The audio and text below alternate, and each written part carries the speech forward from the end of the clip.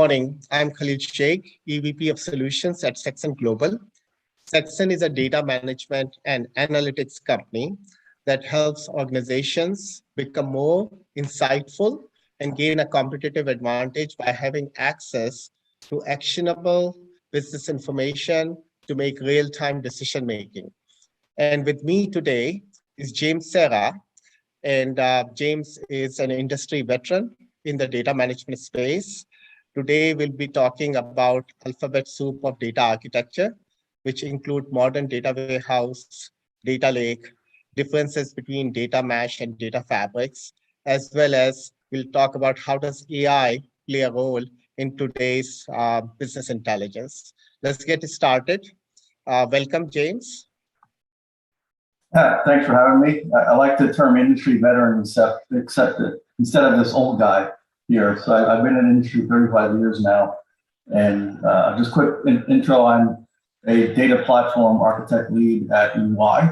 I've been here for about 6 months. And before that, I was at Microsoft for 7 years in pre-sales technology focused. And before that, I have a long history of being a DBA and a consultant and building a lot of data warehouse and database solutions over many, many years. Thank you, James. So we'll get started. James, my first question is, how do you see the modern EDW versus data lake? And how do you see the cloud playing a role into the today's data warehouses and data lake? Yeah, sure. It's interesting how things have changed over time. And it used to be everybody had a data warehouse. It was a relational database, and that worked great for many years. It scaled, and especially when they got into MPP technology, multiple parallel processing, and things like Matisse and Teradata and such were able to handle big data. And then over time, when the internet came around, there was a lot of different types of data, and big data definition was completely reworked to be a lot higher scale than we've seen previously. It also came into play different types of data, structured and semi-structured and unstructured data. And so it was very challenging for companies to ingest all this data and transform it and make better business decisions by putting it in a format that's easy to use. And so this is where the data lake concept came out. And the idea is I can land it all in the data lake, and it's schema on read, meaning it's very easy to land the data in there and then put compute on top of that and transform that data. And we can do a lot of analytics and machine learning. We can build a lot of machine learning models and do a lot of predictive analytics on that data as it sits in the data lake, but also move it to a relational database because of some additional functionality and features you get out of a relational database, such as performance. If you need a faster performance compared to a data lake, security is another one. And being on schema and write means it takes more time to put the data in there because you've got to do more upfront work, but you also match the metadata with the data. So this means it's a lot easier for end users to go and query that data as opposed to having this file sitting in the data lake. And it was really interesting too when the data lake came around about 10 years ago that people thought we don't need relational databases anymore. This was this great place where we have rainbows and unicorns and we can land data in there and it automatically pops out and it's just what we need. But when I was working for Microsoft at the time, I saw many companies completely fail when they tried to use just the data lake and replace their relational databases. So then it became popular to have both a data lake and a relational database. And there are many reasons for using a data lake. And I'll just pop up some of those reasons on this deck that I have, which we'll make available for everybody to view. Oh, I'm disabled from me doing screen sharing. If you want to change that, I can do screen sharing. Otherwise, I'll just talk through a couple of things that relate to creating a data lake. One of them is, if you can think of the problem you had with the relational database when you're ingesting all this data was to clean the data meant you have to have a maintenance window. And I'm going to knock people off the system. I'm going to land the data. I'm going to transform it all, and then I'll invite people back on. which was very challenging, especially when a database, you wanted it up 24/7 in there, or something happened with your maintenance window, overran it and such. And so the data lake came out as just one big reason was just to use it as that area where you can do all the transformations, that staging area. Instead of being a relational database, it was in the data lake. And that allowed you to do all those transformations outside of the database, not colliding with other users. And then you just had an extremely small maintenance window where you just loaded the data. So it may be a 7 or 8 hour maintenance window would go down just a few minutes. So that was a big reason to use the data lake along with relational database. And there's also be much more cost effective compared to using the compute on a relational database. It also can allow you to separation of the data and the compute meant I can fire up a massive amount of compute I want, much more than you get a relational database. So if I'm willing to spend the extra money, I can fire up all these clusters of compute and run it on that data lake. And the idea is have the best of both worlds, where you can do things on the data lake for reporting, but also do it in the data warehouse for additional features of security that I mentioned before. So that is where we got into the modern data warehouse of using the data lake and a relational database. Excellent. Thank you, James. There's a lot of confusion in the enterprises right now around data mesh versus data fabric. What is the value? How does enterprise can make best use of it? How do you describe it based on your experience? How do they differentiate, and what is the value an organization enterprise can get out of it? Yeah, there's so many buzzwords going around now, and it's almost comical in that a lot of these buzzwords are not new technologies, or not new ways of doing things, or just a cool name like a data mesh to put on technologies that we've had for quite some time. When I talk to customers and inside internal UI and explain all these buzzwords, what I say is think of what I just explained was the modern data warehouse. And if we want to go and add additional features to that modern data warehouse, and some of those features are defining how they're going to access the data, some data policies. We get into, or you can use RBAC and ABAC. When we want to create a metadata catalog, when we want to use master data management, we want to use maybe data virtualization. Maybe we want to build things such that we have building blocks that can be reused by other applications. As you add all the additional features on there, that's when it becomes a data fabric, when it has a lot more ability to pull in much more types of data and transform it and clean it and master all these things. So I think I view data fabric as a sort of a glorified modern data warehouse on there. Now, I'll have to say that this doesn't mean my answer is completely right, and there's different takes on what all these buzzwords mean, but I'm trying to put it in context of what I've seen and what customers I talk to understand. So think of a data fabric as that kind of an evolution of a modern data warehouse. Now, the other buzzword that we hear is also the data lake house, the combination of a modern data warehouse and a data lake. And the idea, which came about through Databricks, was, well, maybe we don't need a relational database. Maybe we can add features to a data lake to make it do everything a relational database can do. And the feature that was put on top of the data lake for that to happen is called the Delta Lake. And Delta Lake adds additional features on a data lake, such as ACID compliance and a faster speed on there. And then they also have a thing called time travel, where you can have data versioning and you can do rollbacks and audit trails. And it has schema enforcement and upserts and deletes that you can now do on the data lake.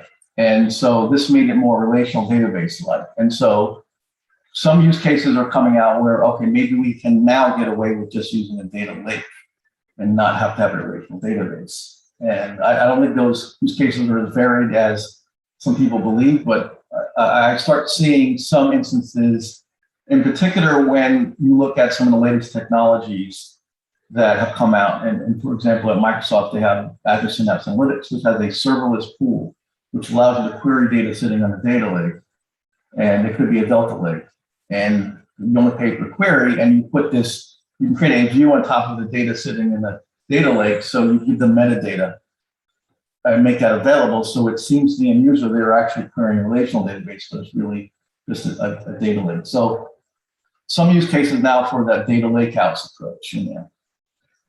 Now, the other one is the data mesh. And this is more of a organizational change than just a technology change. And the idea with the data mesh is everything that I've been talking about is centralizing the data. It's copying it into one location. And that has its challenges on there. One of that being, well, who owns the data? If I copy it into the central location, is it IT now owning it, or is it still the various domains that are feeding the data on there? So the idea of the data mesh is instead of centralizing the data, you keep it within all these domains in there. So maybe you have an HR and a payroll and some operational data. And all of those, what we call domains, we think of them as data as a product. They each own that data, and they take that data and create an analytical portion of that data for their own needs. And therefore, it makes it easier to scale because now each of those teams are responsible for creating their data in an analytical format, and instead of central IT being the bottleneck in there. Now, what central IT does is provide what you can call a data infrastructure or platform. It will give some governance over all that data. It will ask each of those domains to follow some contract for how are they going to clean and transform and master and security-wise handle all that data on there.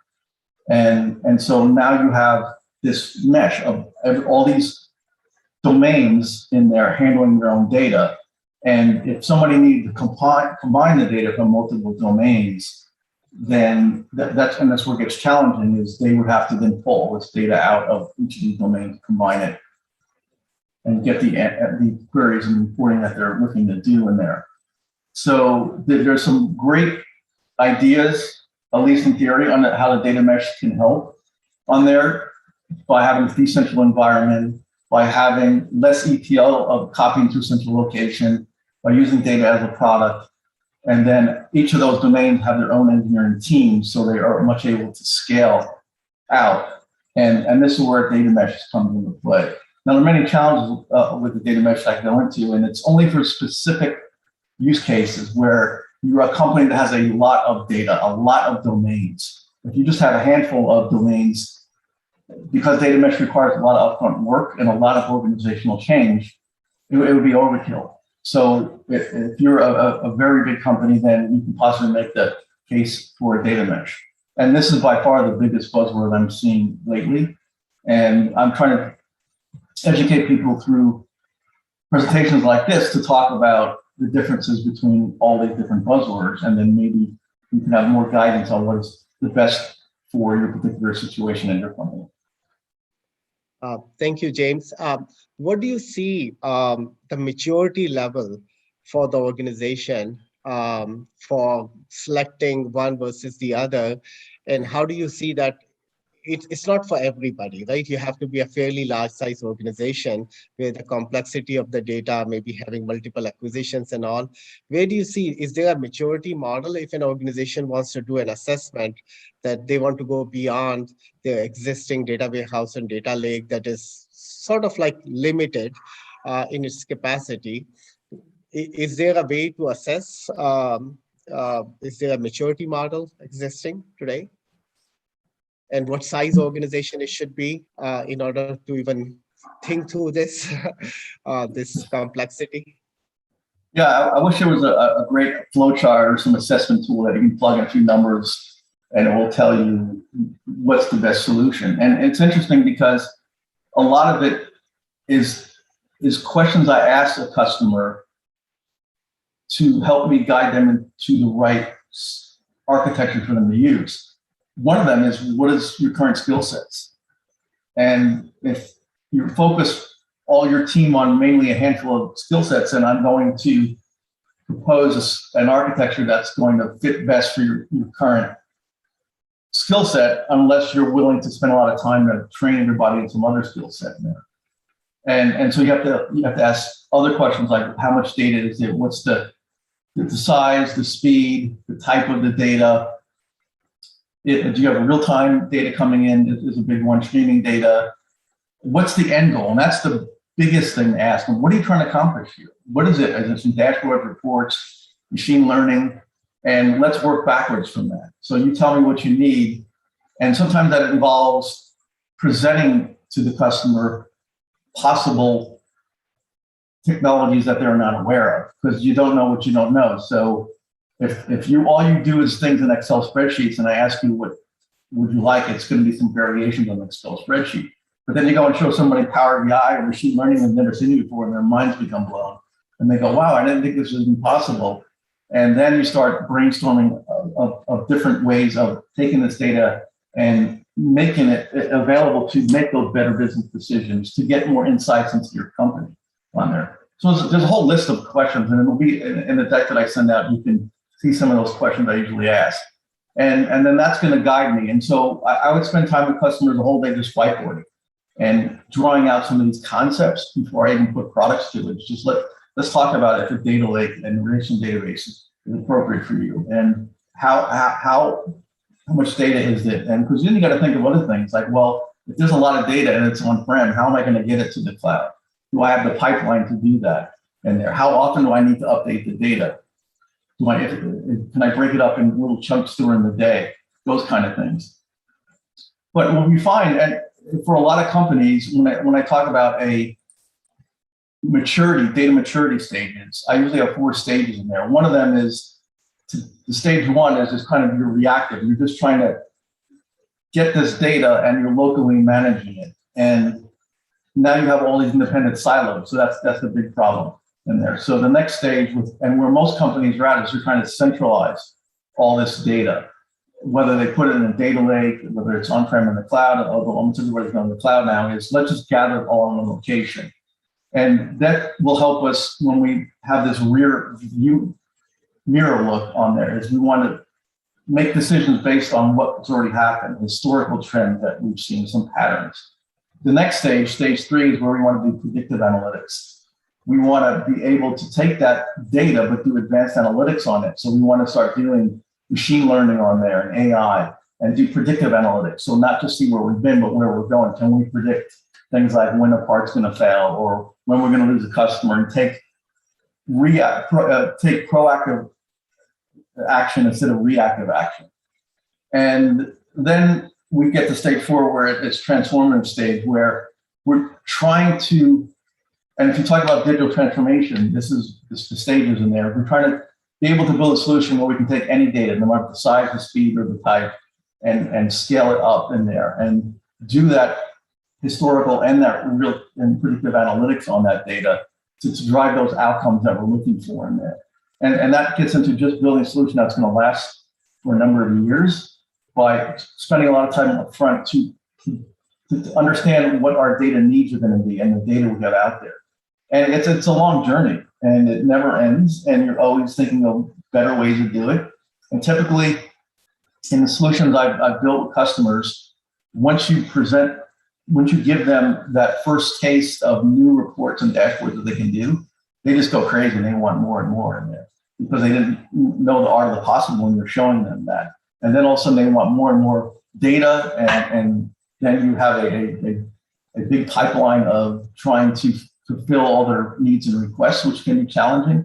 But that's great, because you wind up building solutions that can save companies millions of dollars by having that predictive analytics in addition to the historical reporting that they've had in the past. Thank you, James. So how do you see what are the challenges? Because let's say, even if you have a modern data warehouse and data lake, and even you put a data fabric across third-party solutions and all, what are the biggest challenges that you see in enterprises when it comes to predictive analytics or actionable insights, or for that matter, even big data analytics, right? Where do you see the challenges are? Because everybody wants this actionable, role-based insight that they can act upon, right? Based on their their definition of business intelligence or letter of business intelligence. Where do you see the gaps are? Even if you have this magic wand where you have built all these data fabrics, um, how many organizations are able to meet that challenge? Number one. Number two is, what is the outcome out of it? What is the percentage of organizations that are able to meet that? Yeah, I sometimes will joke with customers that go to eBay and try to find that magic wand, because that'll be the best way to build a solution in there. Because the challenge, I believe, is not so much in the technology. Now, there were many cases where I saw companies choose the wrong technology. You maybe all you know is SQL Server, and you try to build everything in SQL Server, and you go, well, why didn't you use some NoSQL solution like Cosmos DB? And they go, what is Cosmos DB? They have no idea. So I always felt, as my role as an architect at Microsoft, was to just make people be aware of all these products at a high level in their use cases, and that's what I use my blog for too. So you know all the tools available there. So you're much more likely to pick the right tool for what your particular use case. Where I've seen a lot of their projects fail, and having done this probably in data warehousing about 25 years of my 35 years in IT, it was the people in the process that it's challenging to find people who know this stuff really well, and that's why I would recommend consulting companies. If you're a big company, small company, medium-sized company, and you've never built anything like this, find people who've done it before. And find those experts who can guide you along, whether you want to have that consulting company do everything, or whether you want to just do staff aug and project planning in there. Because companies will fail when they don't realize the effort needed, especially when it comes to data governance. And that's the biggest challenge with customers. And when I see them and I put a project plan and they would only have a couple of weeks in there for data governance, I said, you need a lot more, because the data is not going to be clean when it comes in there. Yeah, it's going to be clean. And I'd say, I'll bet you I'll put $100 right down there. I'm going to find some problem with this data. And sure enough, when you pull it in a data warehouse, they go, oh, look, we have birth dates that show people are 200 years old, or they've just been born. And you find out there's all these loopholes that people found in the entry systems that allow them the data to get put in there when it shouldn't have. And now you've got to clean it. Well, you can tell them these are the loopholes and they'll fix it, but that doesn't help all the data that's sort of passed in there.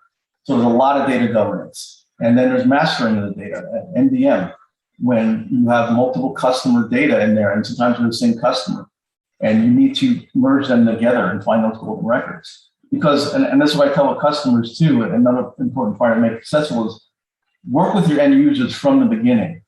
Have them part of the process in there. Make sure that they are given their input. So you're not just coming up with a solution and say, here it is, and you kind of shove it down their throat. Instead, they feel like they have some skin in the game by taking their input. And also, you can find mistakes and inaccuracies early on. Instead of what I've seen where it fails is customers will go and IT will go and build a solution, give a report to the customer, and then the customer looks at it and goes, well, wait a minute, why are these two people separate? They're actually the same people or company in there. And you didn't master this properly. And right away from the beginning, the first impression is they lost confidence in what you built. So that make them part of the process and spend a lot of time in governance early on to say, look, does this report look accurate? We're testing it out, let us know. So they feel like when it does come out that they are cheering for it, and instead of seeing it as something that's difficult to learn. And people hate change. And so you have to understand when you present a new way of generating reports and dashboards, even though it may be 100 times better, they're resistant to it. So get them on early in the process so they're not so resistant to it. Because there will be training, the new way of doing things, and people are reluctant to change. So you take those steps. And it was interesting at Microsoft, I spent a lot of time with customers, sometimes just talking about the way to lay out their teams in there, the different roles and responsibilities they have on there, because many weren't sure what to do. And again, a consultant company can help with this. But the idea is make sure you put the infrastructure in place with the people in the process, so at what you're building will be successful. And that could be maybe at a center of excellence, and maybe you put together these little teams that work on pulling in the data and understanding and learning the data. because I've been in meetings where it's almost come to a fist fight when people are deciding who owns the data, who's responsible for cleaning it all.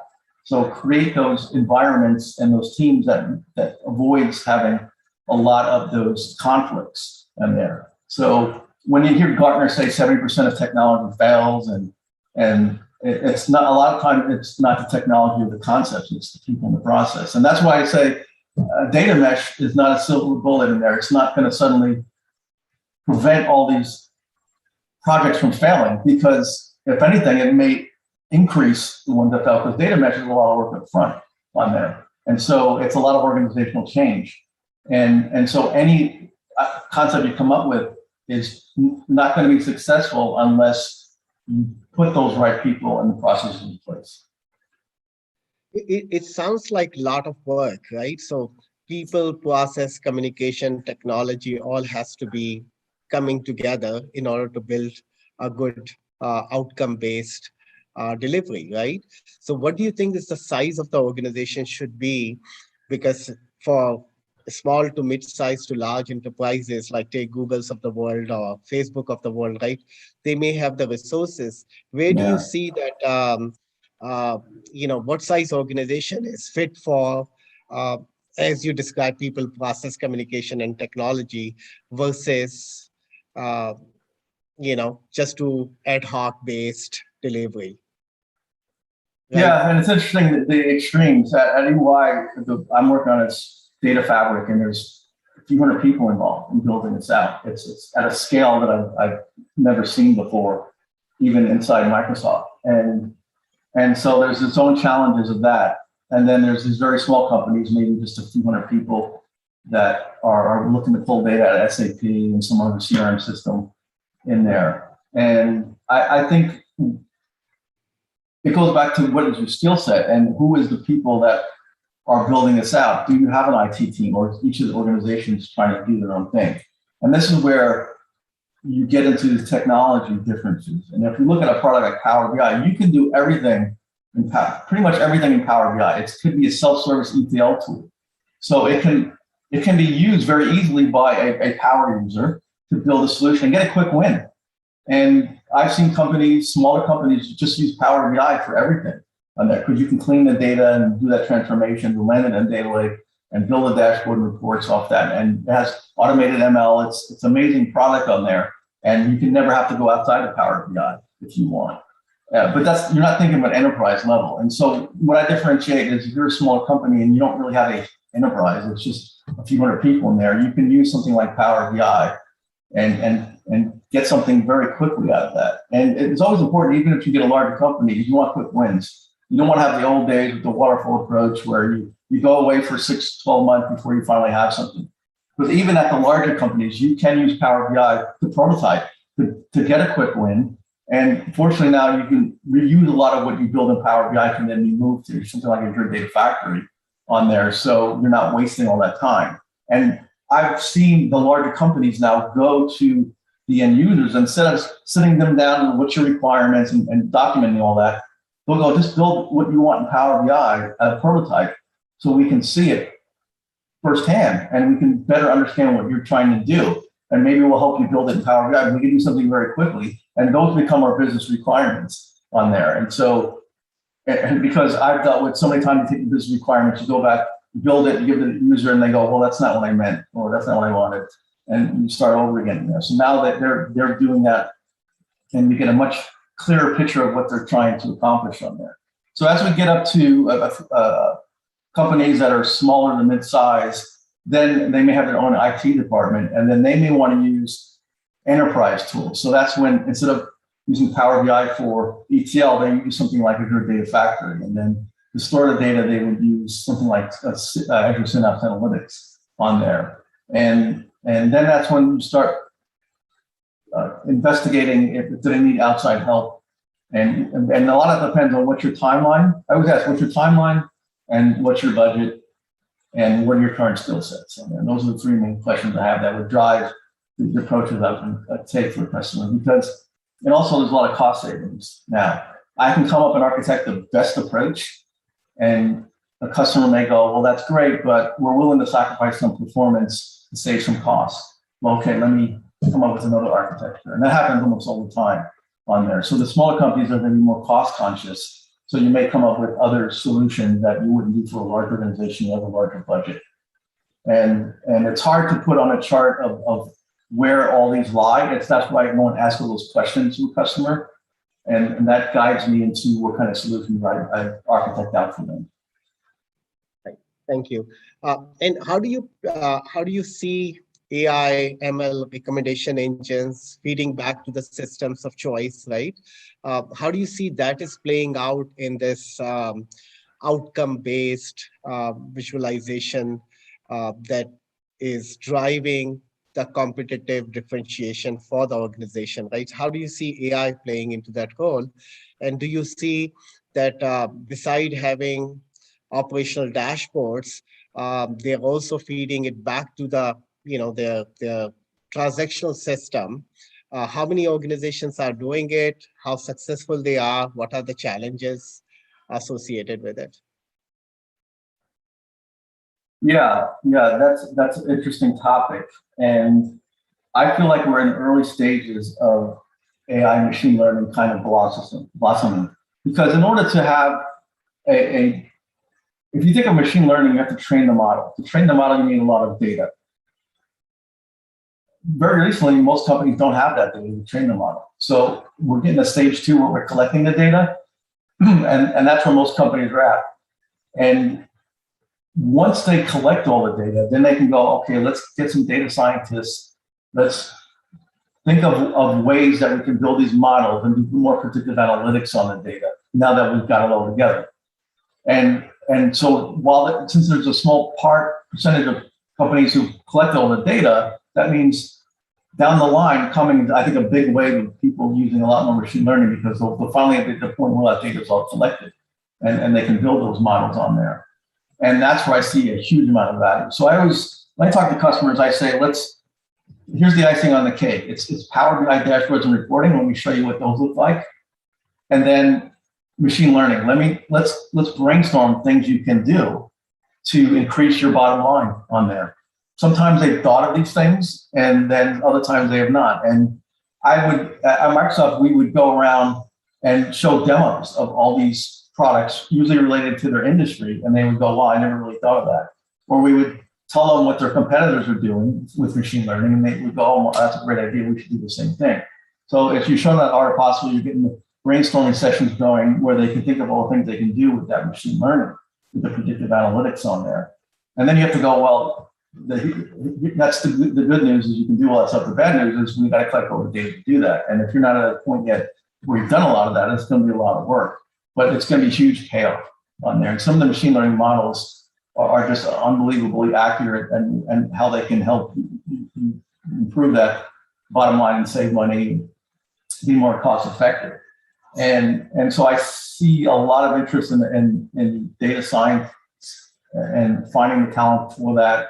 And while the products have automated machine learning in them and they can make you do some of the cool things in there, it's sometimes it can be garbage in, garbage out. If you don't really know what you're doing in machine learning, you create a model that can be totally inaccurate. So you want to make sure you get the right people in there that can help you with those models. And then it comes, if I can create those models and do things with the data, and then to your question is kind of feed it back to the transactional system. So I can take that model, and if you think of somebody like Amazon, when you go to buy something, there's a machine learning model behind the scenes going, well, here's other stuff you may want to like. And dang it, I always seem to buy extra stuff at Amazon. They always seem to know what I want. And that's the machine learning model that's been trained based on what you've previously bought. And think of that as they move that machine learning model into their operational. And can you do that as a customer in your company in there? Can you be interacting with a customer and it pops up things like, well, maybe this person will like this, or maybe you should ask them about this type of loan if you're a bank. And maybe we're predicting that they're going to leave with a customer, and there's an 80% chance based on the historical trends of what we're tracking of the transactions, you should offer them some discount or coupon or something that went in their business. And so we see a lot of machine learning models trying to put that into the operational, so that the point of service in there where you can take actions right away and adjust behaviors of customers, as an example, to keep their business on there. So I would say that's even a more advanced, is to move that machine learning model into OLTP type of applications, but that's got its own challenges. But that's the beauty of creating machine learning models. You just need a lot of data to train it. Once you train it, you can deploy it and then pass in the variables from the OLTP systems and have instant results. So that's another big thing. That's a great thing to demo to customers, and they go, their mind just goes, "Oh, I didn't think we can do something like that. We definitely need to build this." And that's how you make them understand the value of it, and they're willing to unlock the budgets. And so it's interesting because we used to always talk to just the IT people, but they would do something like this as just another thing on their plate, and they may not be so high on doing it. But you do that to the end user, and they go, "This is going to make our life so much easier. This is going to allow us to save a lot more money, and we got a budget." And so they give that budget, and they get IT involved or hire more people. But it turns out that going to the end user was a lot more effective for making Microsoft, for making them understand the value than IT in a lot of cases. Right. Thanks, James. You mentioned something interesting. You talked about Amazon propensity to buy model, which is like, okay, what would you buy based on your demographic, based on your prior buys and things like that? What are the 3 to 5 ML models that you're seeing in the industry that could be showcased? For example, churn, sentiment analytic. While we are talking about propensity to buy, we can also talk about propensity to pay, right? So based on that person's ability to buy, right? $100,000 versus $5, right? So what do you see the 3 to 5 models that you see as a showcase for the industry that they're trying to strive towards, but is still somewhere in between? Yeah, there's so many models. A lot of it depends on the industry. And if you're a retail industry, if you're a health industry, and each one of those, I can go with dozens of models I've seen over the years to be very effective. And some ways it's kind of scary about what data is collected that you're not aware of.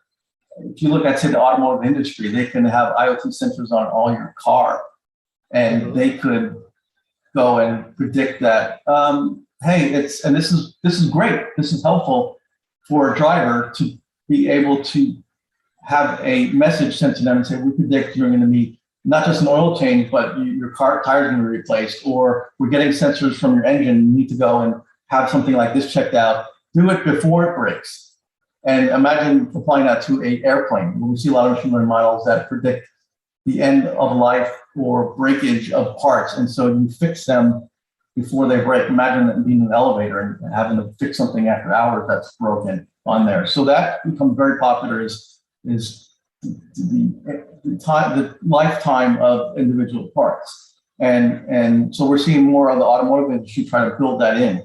Now, they also take that sensor data, and that could be used for help you with auto insurance rates on there, that you're more of a cautious driver in there. It could be used for, which was interesting in one case, where they took the data and they've got to the point where they said, you need service. Would you like us to schedule it to your nearest dealer because we know your location? We can do the appointments for you. And you can just go and get an email or text and say yes to everything. And then they collect that data of you driving, and then you go into the automobile dealer, and previously the salesman has got an alert that says, hey, we've analyzed all this data from this person and they like to drive fast. And so they may be interested in upgrading to a sports car. So when they walk in, go and talk to them about sports cars. So it's a way to upsell you on that. And that happens a lot. In the retail industry, they even have backdrops that will use cognitive services, which are the ability to sense your male or female, what your age is, and are you happy or sad, and adjust the backgrounds, the color schemes in retail shelving, because they know males are more attracted to certain colors. And then they highlight that they use those colors for the more expensive alcohol, for example, in the background, and the less expensive ones, they change the color so you're not as attracted to it. So there's all these, sometimes you feel like there's sneaky ways of using machine learning models to upsell you. And so a lot of that is trying to sell you products in there. But then some of the real value of machine learning models. You mentioned sentiment analysis in there, and I can pull in Twitter feeds, and I can look across the country and find out spots where maybe a lot of people are catching the flu, and you can judge each of your Twitter feeds whether this is sentiment, happy, sad, or neutral, and based on what you're looking for. What do they think of your company in there? And you can see maybe there's spots where you put in red where people all of a sudden have seen a lot of bad things about you and take actions on there. It could be that I'm a hospital or I should say a supply of medication, and I want to find out where I should disperse all this medication. And I see there's a lot of people talking about the flu in the Northeast, so I'm going to now move more of that to there. Maybe I can predict analytics on where we think the hurricane is going to be, and I can move, say, a Home Depot, and I can move all these supplies to different areas where we think there's going to be a hurricane, or there's going to be a lot of snow. Let's move this snow shovel up there. And so you don't have to be at the point again where you go to Home Depot and there's no snow shovel. Last thing that happened to me when I lived in the Northeast, and I go, why do they predict their model to know that there's a snow going to come and they have enough snow shovels there? And so I'm jumping around, but there's so many examples of it. And you can go online and you can look at like the Microsoft site, and you'll have my industry over machine learning models to give you some ideas. But they're becoming very popular as we have so much data that you can be collected. It's really unlimited in what you can do to help upsell, or to save costs, or to not have a depletion. I'll give you one more example. This was a company that sells cosmetics, one of the really big ones in there. And I didn't realize how much cosmetics they have to throw away. It was tens of millions of dollars every year because it has a shelf life. And so they were using machine learning to predict what areas would use this particular makeup. Maybe it was lipstick, and they know certain lipsticks are more popular in certain areas of the country. Let's get ahead of the curve, because if Kim Kardashian goes on there with certain lipstick, you know there's going to be a run on that supply in that part of the country. So they're using also machine learning to move the distribution around. It went all the way back to the manufacturing plant to say, we need to increase or decrease the supply. And then if we have the supply around the country, let's move the supply before the expiration date, so we can sell more of this and not lose millions of dollars. Even if it was just a 5% increase in a decrease in material they have to throw away, that was still tens of millions of dollars in there.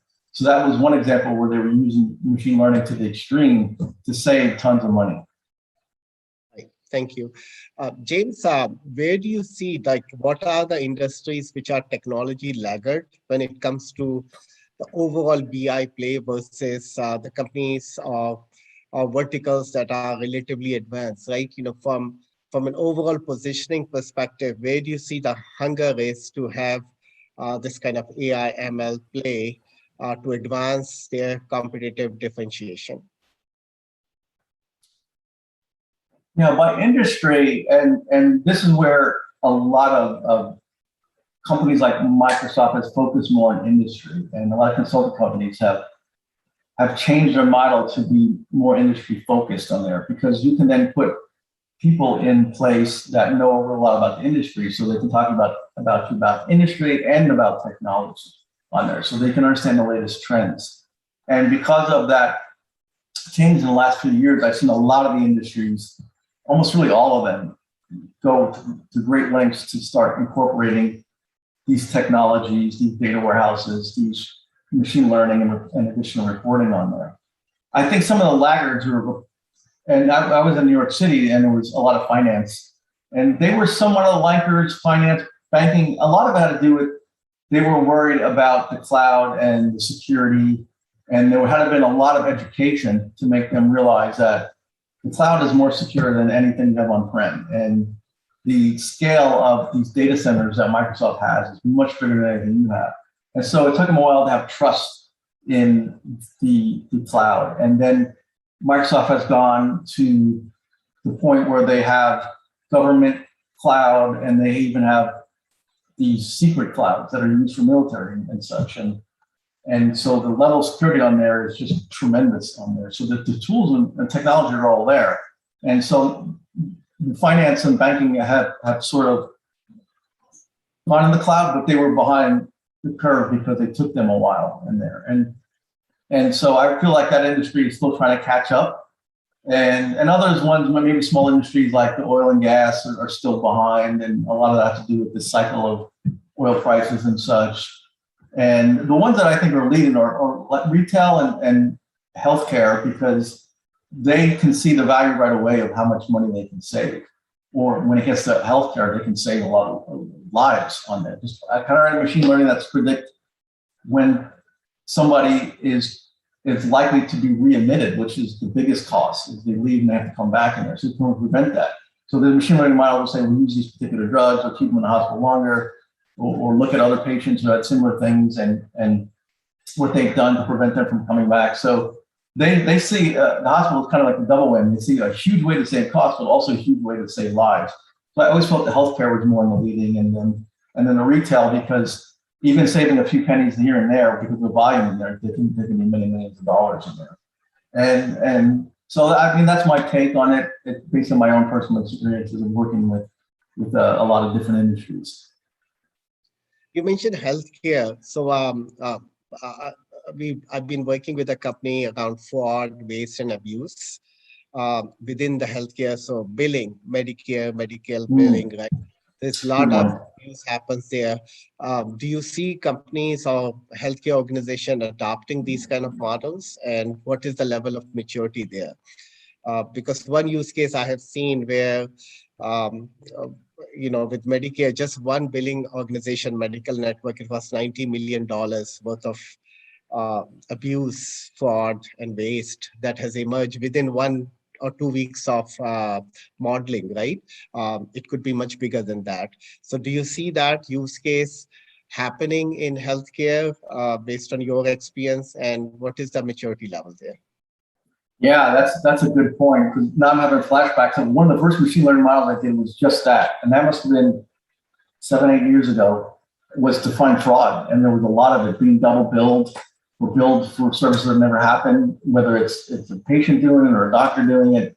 And to your same point, I remember them saving tens of millions of dollars by being able to find claims that should be declined because of machine learning model, and tell them, look, this is very similar to something else. And then, there's all this, machine learning models are great because you can have this accuracy. Like we think there's 90% chance this is a duplicate, and then maybe a duplicate claim, and then maybe we automatically reject something that's say 80% or higher. And then if it's in say the 50 to 80% range, we're going to have somebody manually look at it. And then 50% or lower, we're going to say, well, it's no. Whatever those numbers are, it's greatly saving on the time and expense of people manually looking at everything, or just kind of spot checking things like that. So the machine learning models in that capacity can save tons of that. So yeah, that's a big thing is fraud. And same with the banking industry now. And there's these products, and UI has some of them that can detect fraud through looking at banking transactions. They use machine learning for that. They can detect, hey, we think there's money laundering going on, by analyzing that data and having machine learning models off of that. So that's something that can save with very little effort, really, just having the data, tens of millions of dollars. But the healthcare industry was just more at the forefront because it seemed to be a little bit simpler in the models you can create based on the data. It was almost like a no-brainer. Oh yeah, let's look for duplicate claims, and that's pretty easy to do because machine learning models, that this is what they're thrive on is finding duplication of things like that, and you just have the right data scientists in there that build that model and tweak it a little bit, and man, the level of savings and reduction of effort finding fraud is tremendous. Right. No, thank you.